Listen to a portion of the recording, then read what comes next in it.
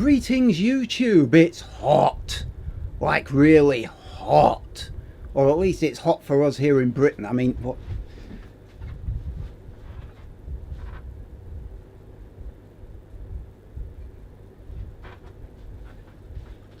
That's hot. Yesterday it wasn't too bad. In fact, it was 4 degrees cooler and I actually got the lawn mowed. And the day before that, the thermometer breached the 30-degree mark, so that was fun. It's been pretty warm all week. Anyway, I'm just like, I don't want the light on, which is why the lighting is so crappy. The sun keeps on going in and out from behind the clouds, which is weird because it hasn't been over the past few days. It's been bad. Anyway, I've got the fan going as well and the windows open. So if the lighting and the sound is shit, that's why. And I don't care. Deal with it. I am.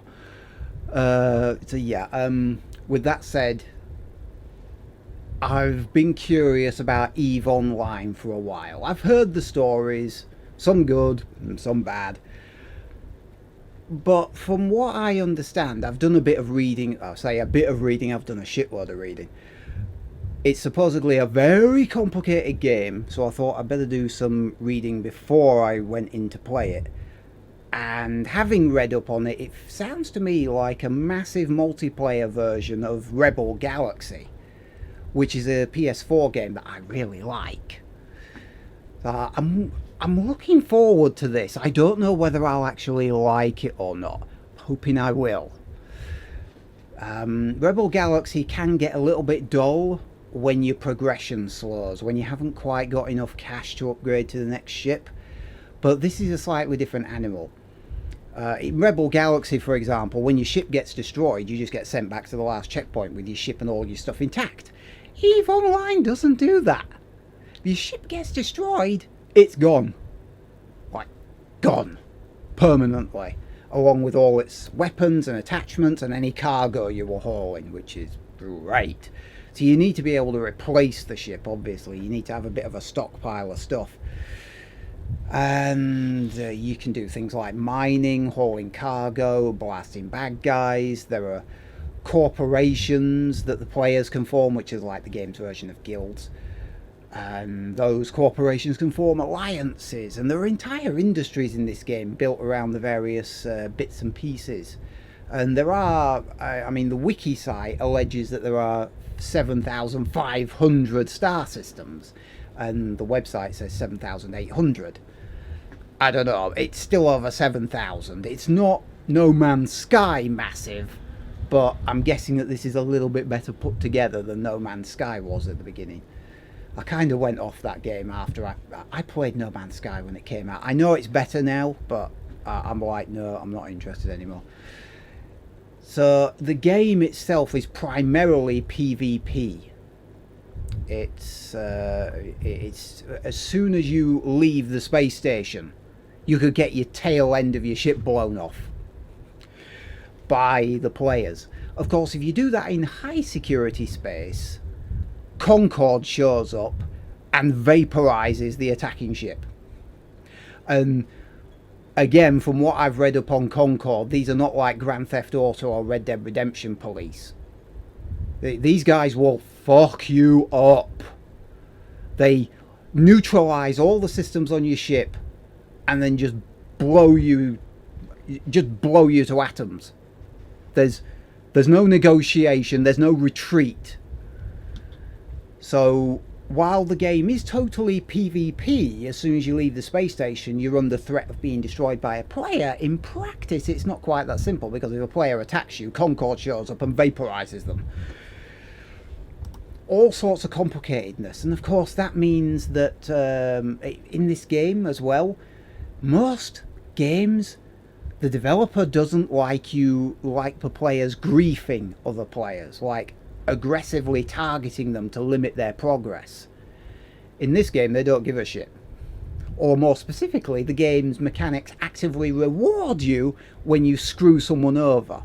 Because as I say, you blow someone's ship away and their ship is destroyed, but there's a 50% chance their cargo and various stuff survives. So it's totally fine with the developers for you to be a pirate as well. Which I'm fascinated by this, because most games don't let, the vast majority of online games do not allow you to do this. They don't allow you to grief other players. They don't allow you to be underhanded. There's a whole page, Eve University. This is a wiki site where you can read up on this, and this is where I've been reading, and you can be scammed in this game. And the developers, as long as you don't grief or scam someone inside the starting systems where new players start, that's a big no-no. No. But if you scam people anywhere else, it's just part of the game. And there is an entire web page on this wiki site dedicated to the scams that can be run. Look at how many different scams and descriptions that there are of various things. It's crazy. There are some things that you can be banned for, but most of the stuff, begging, for example, they won't stop you from begging for free items. ISK doubling. Pay me some in-game cash and I'll invest it for you and then give you some of the profit back. And you give them some cash and they scarper. Totally fine in this game. Any other game that'd get you banned. There's all sorts of things here. There are contracts that help secure certain transactions, but even then you can be scammed if you don't read the contract, because there's a difference between contracts that are there are differences between blueprints that are originals and are copies, because copies only give you a limited run of an item and are therefore less valuable than the originals, so you've got to watch out for that. People selling you all the fittings for a ship and neglecting to sell you the ship itself. It sounds crazy and I want to give it a go, but right now it's too goddamn warm to do anything. The weather is supposed to break over the weekend, so that's like 2 days time, because it's Thursday now. Saturday we're supposed to have rain and the temperature is going to plummet. Fingers crossed. I'm not doing any reviews for now. Next review I was planning to do was actually Hades, which releases about halfway through August. So I've got about 3 or 4 weeks where I've not got anything scheduled, so I thought I'd do this. I thought I'd do like a video diary of various days and try different things in this game. Because I find MMOs like this, they're a bit of a slow burner type game. You've got to give them time before you can learn to like them. I thought when I started playing Warframe, I thought to myself, this is alright. I don't know whether I'd categorise it as a good game, but it's alright. 3 months later, I realised I was still playing it. I couldn't put it down. But when I started playing Warframe, Nova Prime was on Prime Access. It's a long time ago. I really should go back on it. Anyway, so yeah, I'm going to play EVE Online for the next 3-4 weeks and do like a video every day. I'm not necessarily going to post a video every day, but I'm going to record a video every day. If nothing interesting happens, then I won't bother posting it. But I don't know, I'm trying something new. Never done this before. Usually my Let's Look videos only last like one time. They're a one-time only thing. It's really easy to fire this game up though. You sign up for an account and you download the launcher, and then the launcher updates itself with this green bar, and that's it. And there are presently just over 20,000 players online in the game. And there were about a few hours ago there were 15,000, and I think about half an hour ago there were only 19,000, so it's going up. I don't know if Europe has dedicated servers or whatnot. I don't know.